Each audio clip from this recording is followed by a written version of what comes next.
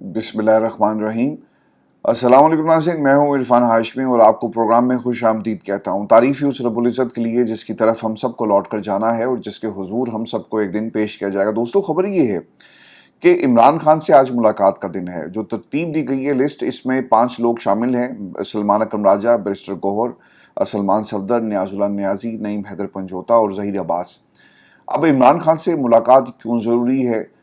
3 चीज़ें आपने ज़हन में रखनी हैं।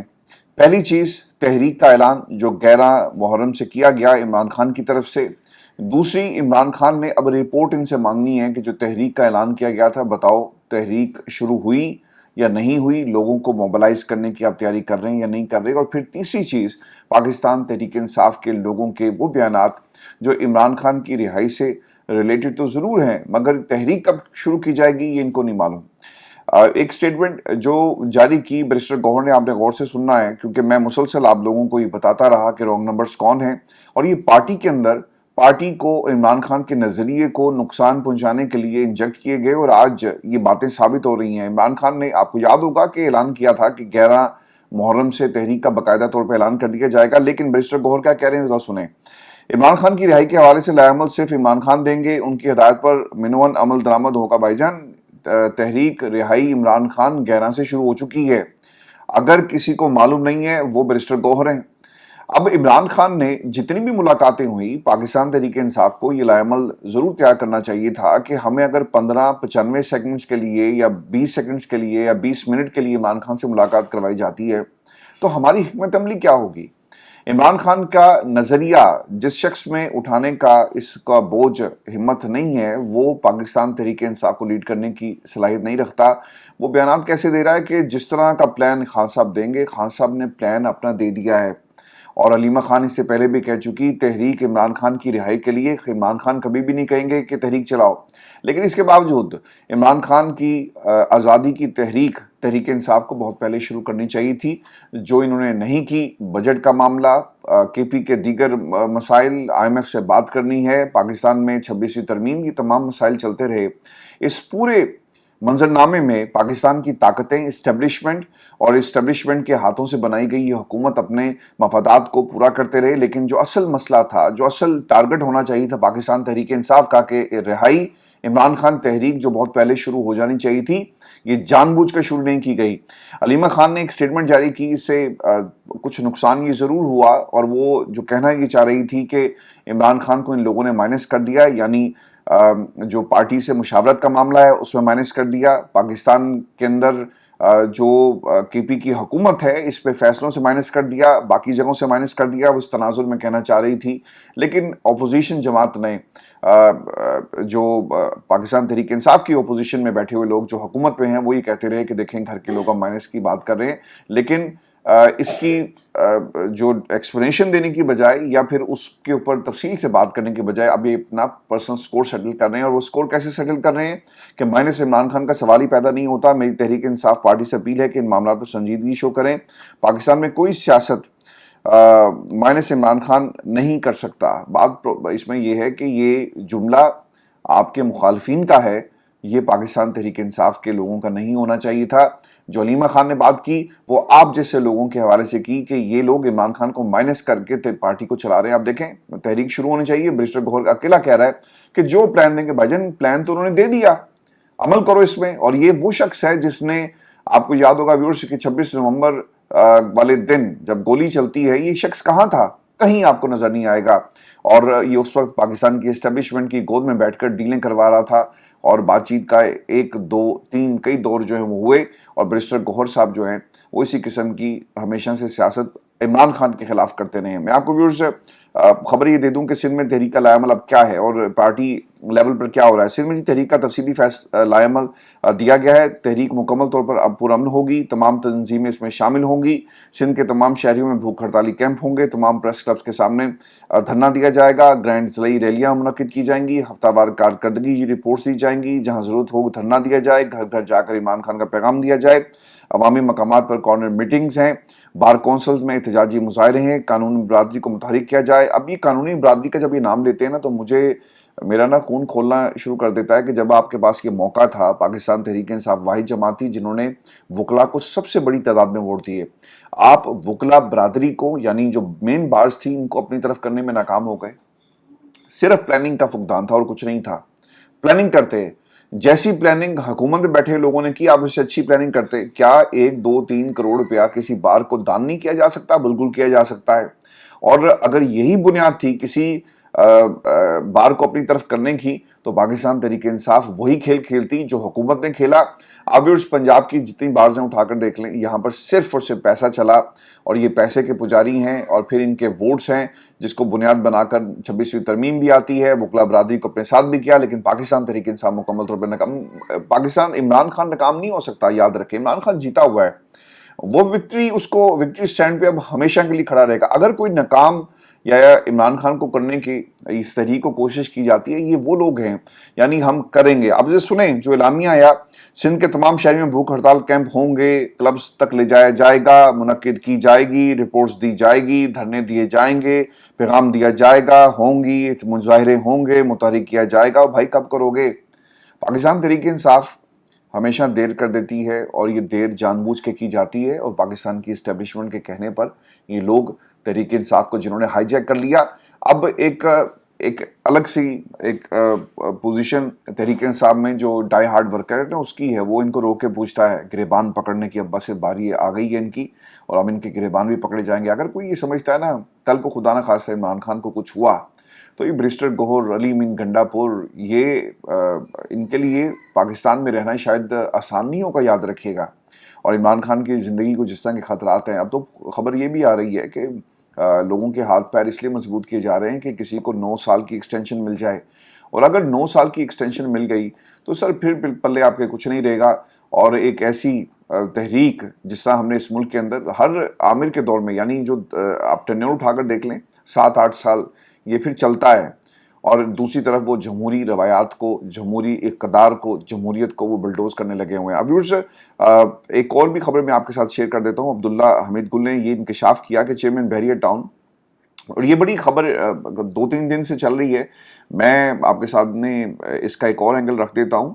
اور اگر ملک ریاض صاحب مان گئے ہیں، دیکھیں پاکستان میں 190 ملین پاؤنڈ کیس کے اندر انہوں نے کہا جی کہ یہ القادری ٹرسٹ کی جو زمین تھی ملک ریاض نے دی، اور کس کو دی؟ وہ بشرا بی بی کا نام لیتے ہیں، اور یہ ایک سیٹلمنٹ تھی۔ NCA کا، نیشنل کرائم ایجنسی کا آپ نے نام سنا، میں نے یہاں لندن سے اس کو رپورٹ بھی کیا اس خبر کو۔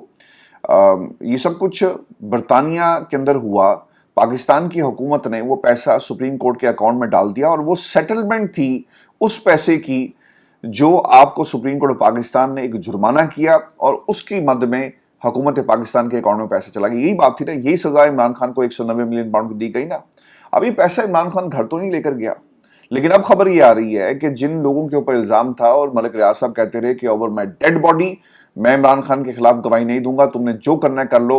اور پھر ویورز یاد ہوگا کہ ماضی کے اندر جب چیمپئنز ٹرافی غالباً ہو رہی تھی تو یہاں سے ہمارے وزیر داخلہ گئے، جن گاڑیوں میں بیٹھے ان گاڑیوں کے بارے میں بتایا جاتا ہے کہ وہ کس کی تھی، وہ ملک ریاض صاحب کی تھی۔ اور ملک ریاض صاحب سے یہ جو ڈیل کروانے میں بہت ساری شخصیات کا کام، جو مین رول آپ کو نظر آئے گا۔ اب پرابلم اس کے اندر یہ ہے کہ جس شخص کے اوپر یہ الزام تھا اس کو وعدہ معاف گواہ بنانے کی بات کر رہے تھے، وہ نہیں مانا، اور آج دیکھ لیں وہ مان جاتا ہے۔ تو عمران خان کے اس کیس کا کیا ہوگا؟ کسی لیول پر کہیں پر یہ سوال اٹھایا گیا کہ ملک ریاض کو بلاؤ، پوچھو اس سے، اور عدالتوں کے اندر وکلا بھی یہ بات نہیں کرتے۔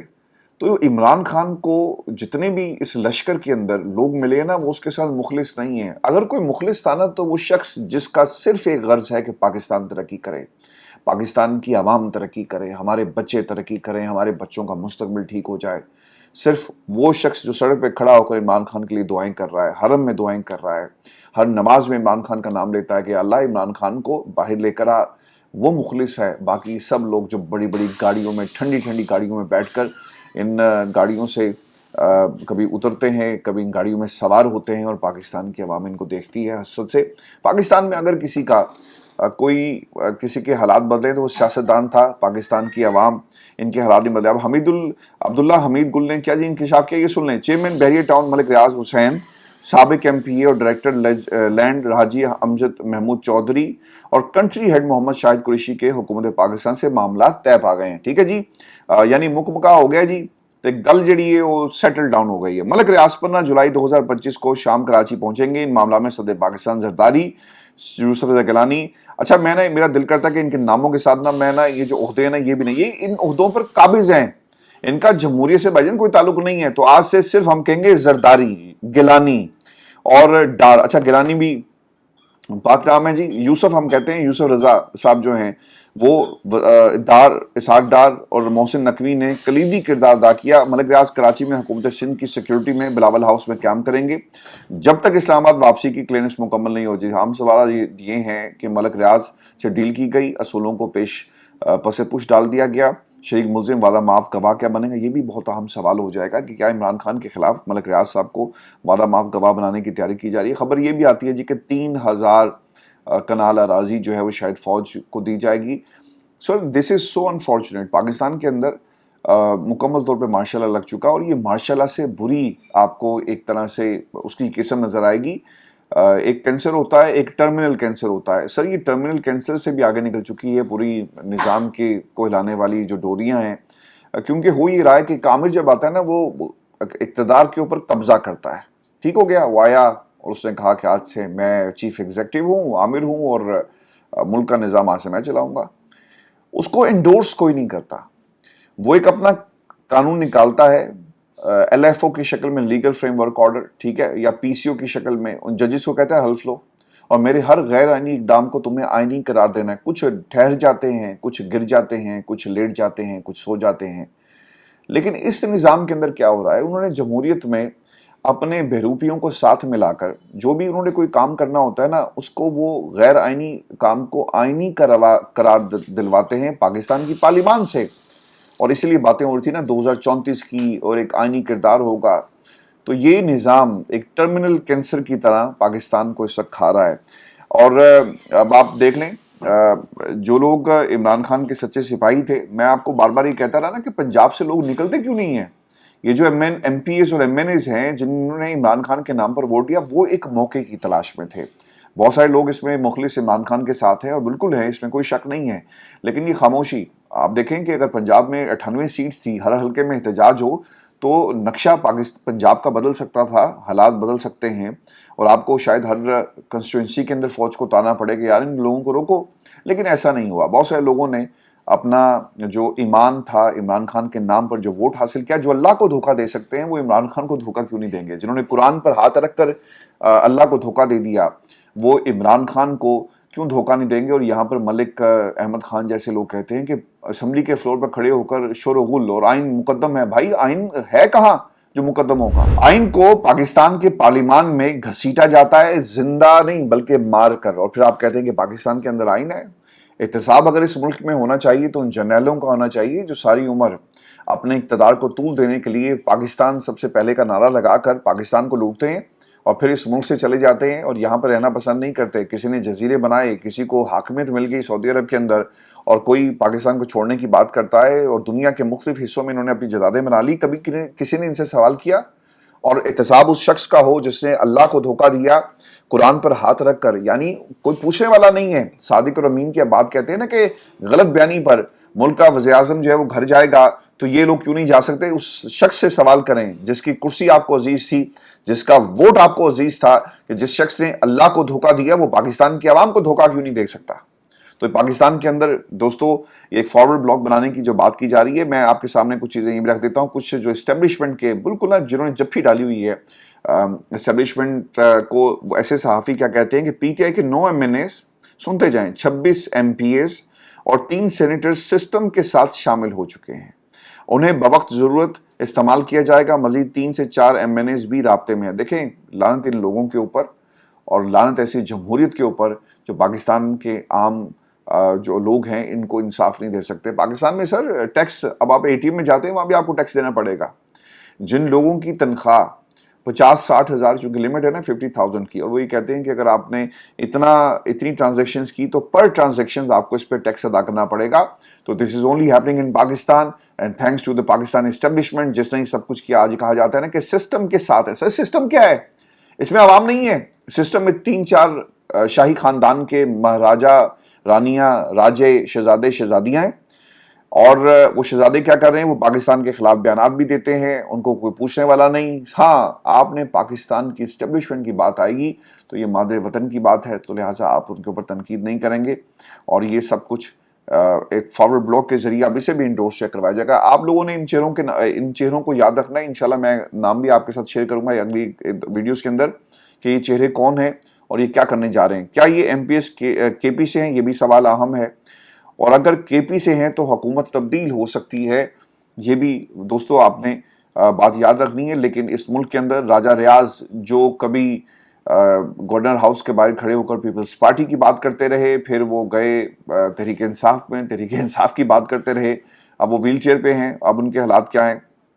This is something the Pakistani the people and especially this lot of 26 MPs and the rest of the company, they should realize कि इनका मुस्तकबिल क्या है। एक टेन्योर, दूसरा टेन्योर, ये जो ख्वाजा आसिफ है ना, ऐसे नहीं कहता कि मैं रिटायरमेंट ले लूँगा, वो इसलिए कहता है क्योंकि उसको मालूम है कि ये उसकी लास्ट इनिंग है और इसके बाद पाकिस्तान की आवाम उसे पहले भी 2 दफ़ा इसे रद्द कर चुकी है। अगर कोई इसे बचाएगा तो वो पाकिस्तान की इस्टेब्लिशमेंट है। मैं भी आपको कासिम खान का एक ट्वीट आपके साथ मैं शेयर कर दूं, जिसमें उन्होंने कहा कि मेरे वालिद साबिक वज़ीर-ए-आज़म इमरान खान अब जेल में 700 दिन से ज़्यादा कैद काट चुके, उन्हें अपने वकला तक रसाई नहीं दी जा रही, अहले खाना से मुलाकात की इजाज़त नहीं, हम बच्चों से मुकम्मल तौर पर कट चुके हैं और ज़ाती मॉलिज तक को मुलाकात से रोका जा रहा है। ये इंसाफ नहीं बल्कि एक सोचा समझा मंसूबा है। एक ऐसे शख्स को तनहा किया जाए और तोड़ा जाए जिससे हमेशा कानून की हुक्मरानी, जमहूरियत और पाकिस्तान के लिए आवाज़ बुलंद की। मैं भी आपको एक खबर ये भी दे दूं कि फाटा इंजमाम ख़त्म करने की कोशिश की जा रही है। दैट वाज अ मर्जर जो माजी में किया गया। तहरीक इंसाफ के रहनुमाओं की एक प्रेस कॉन्फ्रेंस हुई है, मैं आपको साथ ये भी शेयर कर दूं। वो ये कहते हैं कि अगर ज़बरदस्ती धौंस धांधली के साथ फाटा इंजमाम ख़त्म करने की कोशिश की गई तो फाटा की आवाम का ऐसा रद्दमल आएगा जो इनके लिए बेकाबू नामुमकिन हो जाएगा। कबायली इलाके हमेशा हसास रहे। 25वीं तरमीम के बाद कबायली इलाके सूबे में जम हो चुके। फाटा के लिए अमीर मकाम को एक कमेटी का कन्वीनर मुंतखब किया गया। आज दूसरी मीटिंग थी मगर हमारे फाटा के नुमाइंदों ने शिरकत नहीं की। 17 में से 14 MPs PTI के हैं। हमारा कोई भी नुमाइंदा कमेटी में नहीं गया क्योंकि हम समझते हैं कि हमारे हकूक़ सल्ब किए जा रहे हैं।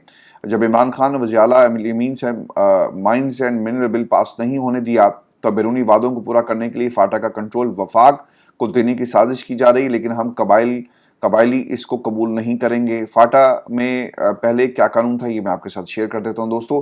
फाटा 27,222 मुरबा किलोमीटर पर मुहित 7 एजेंसियों बाजोड़, मोहम्मद, खैबर, कुरम, औरकज़ई, शिमाली और जनूबी वज़ीरिस्तान पर मुश्तमिल था। ठीक है जी। एजेंसी का इंतज़ाम पॉलिटिकल एजेंट और FR का असिस्टेंट पॉलिटिकल जो एजेंट है वो संभालता था। उनके पास FCR के तहत वसी इख्तियारात होते थे। वो किसी भी शख्स को गिरफ्तार करने, उसे कैद में रखने और उसका घर मस्मार करने और उसे इलाका बदर करने का हुक्म दे सकते थे। मुतासा फर्द ना तो अपने दिफा में दलील दे सकता, ना वकील कर सकता और ना अपनी गिरफ्तारी या सज़ा किसी अदालत में अपील कर सकता। और शख्सी सज़ा के साथ इज्तमाही सज़ा की भी गुंजाइश थी, यानी अगर एक शख्स जुर्म करता तो उसके पूरे ख़ानदान, कबीले या गांव को सज़ा दी जा सकती। यानी मुकम्मल तौर पर आपको आमराना एक तर्ज हुकूमत नज़र आएगा। फ़र्द वाहिद की हुकूमत, वो कहे कि दिन है तो सबको कहना पड़ेगा दिन है, और जिसने कहा कि दिन नहीं रात है उसको आप उठाकर जो है वो बाहर फेंकेंगे और मुल्क बदर, इलाका बदर जो है कर दिया जाएगा। पाकिस्तान की हुर्मत पर मर मिटने वाले फाटा के गयूर अवाम 70 साल तक कौमी धारे में शामिल नहीं हो सके, और this was a long standing issue between the centre and फाटा। वो हमेशा कहते थे कि हमें KP में शामिल किया जाए, हमें सूबे के अंदर शामिल किया जाए और हमें वही हकूक़ दिए जाएँ जो बाकी सूबे के लोगों को मिलते हैं। हमारी तालीम पर आप खर्च करें। हमारे ये जो आपने पॉलिटिकल एजेंट्स यहाँ पे बैठाए हुए, असल में ये एजेंट्स हैं पाकिस्तान की इस्टेब्लिशमेंट के, लेकिन इनको वो इख्तियार नहीं दिया गया। अब नाउ द क्वेश्चन इज़ कि इन्हें कौमी धारे में से निकाल कर दोबारा से आप वीराने में फेंकेंगे, और जब वीराने में आप फेंकते ना तो फिर वहाँ पर चलगोज़े के बागात ही आपको मिलेंगे, आबादियाँ नहीं मिलेंगी। और फिर क्या होगा, मिनरल्स का ये खेल जो खेला जाएगा। मुझे हैरानगी ये हुई कि शवाल के इलाके में चलगोज़े, इतना खूबसूरत इलाका, अल्लाह ताला ने एक जन्नत का टुकड़ा हमें अता किया, लेकिन उस जगह जहाँ पर चलगोज़े के बागात हैं, वो भाई साहब खुद खड़े होकर कह रहे हैं कि यहाँ पर दूर दूर तक आपको आबादी नहीं मिलेगी और चलगोज़े के बागात اور یہ چلغوزہ کس کے کنٹرول میں کہاں جاتا ہے؟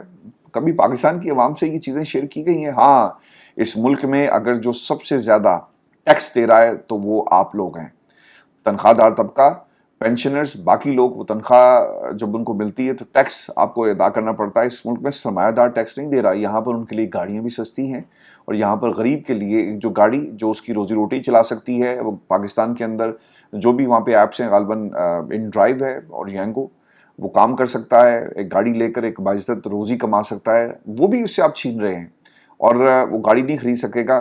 اور یہ آپ نے امیر کے لیے ہر چیز آپ نے سستی کر دی. ان کو پیٹرول بھی زیادہ ملتا ہے. پاکستان میں جتنے بھی آپ کے بڑی بڑی سیٹس پہ ججز ہیں یا پھر پارلیمان میں بیٹھے ہوئے لوگ ہیں، ان کو 3,000-4,000 پیٹرول بھی ملے گا لیٹر. پھر اس کے ساتھ ساتھ فری میں گاڑیاں بھی ملیں گی، نوکر چاکر بھی ملیں گے. پھر آپ کو بلڈنگ الاؤنسز ہیں، گھر الاؤنس ہے، پتہ نہیں کڑے کڑے الاؤنس نے جی. وہی تو خیر وہ ڈیٹیل بھی پوری طرح آپ کو یاد کرنی پڑے گی. اتنے ان کو الاؤنسز جو ہیں وہ دیے جاتے ہیں. لیکن غریب کے لیے ٹیکس بھی پورا، یعنی اس کی اوقات سے زیادہ وہ ٹیکس بھی ادا کرے.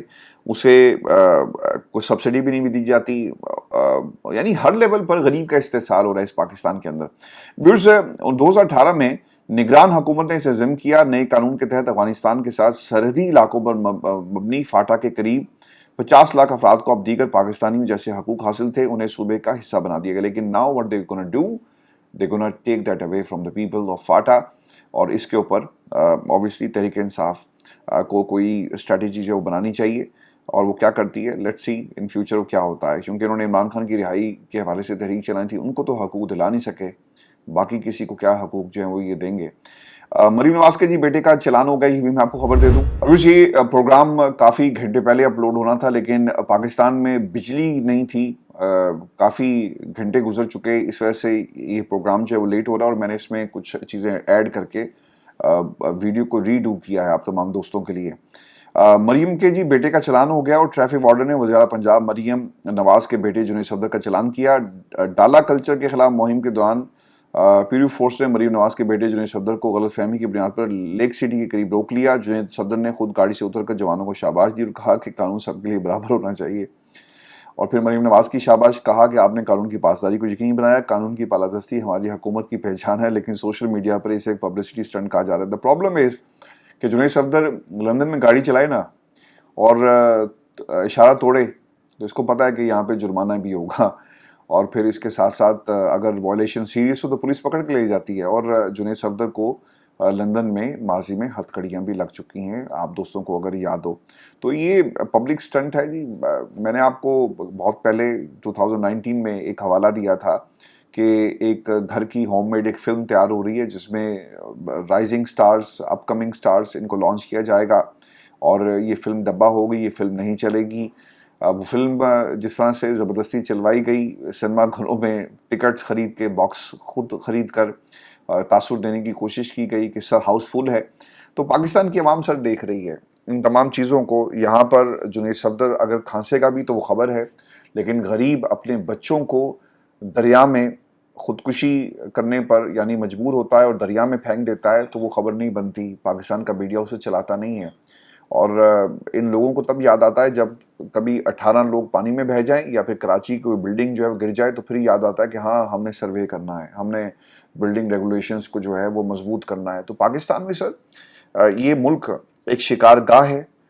یہ شکاری ہیں اور ہم شکار ہیں، اور یہ ہمارا روز کی بنیاد پر شکار کرتے ہیں. اور پھر اس میں ان کا یہ خیال ہے کیونکہ پاکستان کی آبادی بڑھ رہی ہے تو اس آبادی کو، غریبوں کی آبادی بڑھ رہی ہے تو اس کو کم کرنے کے لیے ہمیں ان کا شکار کرنا ضروری ہے. شاید اس سے غربت ختم ہو جائے. سر غریب کو مارنے سے غربت ختم نہیں ہوگی، آپ لوگوں کے اس غرور کو مارنے سے غربت ختم ہوگی.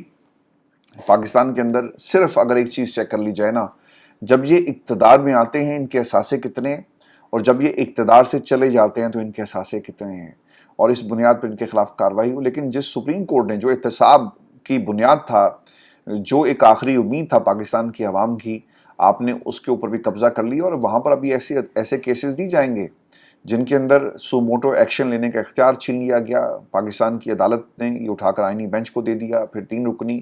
تو یہ سب اس لیے کیا گیا کہ پاکستان کی اسٹیبلشمنٹ کو کھل کر کھیلنے کی مکمل آزادی ہو پاکستان کے اندر. میں ویورز آپ کو یہ خبر بھی دے دوں جاتے جاتے کہ نون لیگ کے رہنما جی راجہ فاروق حیدر صاحب, جو پی ٹی وی پر پریس کانفرنس کے دوران سگریٹ کے کش لگاتے رہے اور سرکاری ٹیلی ویژن پہ لائیو دکھایا گیا.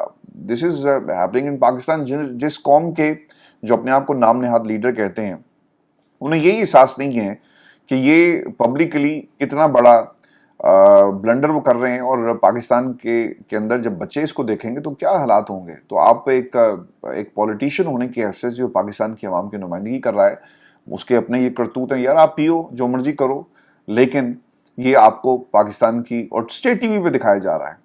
تو کیا ان کے خلاف کوئی کاروائی ہوگی؟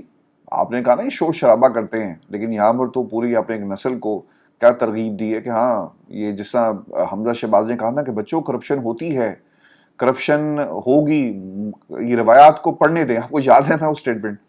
تو اسی طرح انہوں نے کہا جی کہ اسٹیٹ ٹی وی پہ بیٹھ کر سگریٹ پیتے ہیں اور برائی دکھائیں گے تو لوگ اس برائی سے بچیں گے. شاید ان کا نظریہ یہ ہوگا. بس میں آپ کو نا ایک خبر یہ بھی دے دوں جاتے جاتے, اور یہ خبر ہے ایرانی صدر کے حوالے سے. اور ایرانی صدر کو مارنے کی کوشش, یہ جو ٹکر کارلسن نے ایک انٹرویو کے دوران ایرانی صدر سے سوال کیا کہ کیا انہیں لگتا ہے کہ اسرائیلی حکومت نے قتل کرنے کی کوشش کی. تو اس سوال کے جواب میں ایرانی صدر نے کہا کہ جی ہاں, اسرائیل نے اس حوالے سے بھرپور طریقے سے کوشش کی. اور یہ بتاتے ہیں کہ جب حملہ ہوا تو ہم ایک ایسی جگہ پر موجود تھے جہاں پر جاسوسوں نے وہ خبر ہمارے دشمن کو پہنچا دی, اور ہمیں بروقت پتہ چل گیا, اور ہم نے اپنا جو مقام تھا وہاں سے اسے تبدیل کر لیا.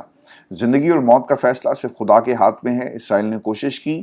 جنگ کے دوران وہ ایک اجلاس کی صدارت کر رہے تھے, اور اسرائیل کو اپنے جاسوسوں کے ذریعے اس مقام کا علم ہو گیا, اور انہوں نے وہاں بمباری کی کوشش کی. تاہم اسرائیل اس میں ناکام رہا ہے.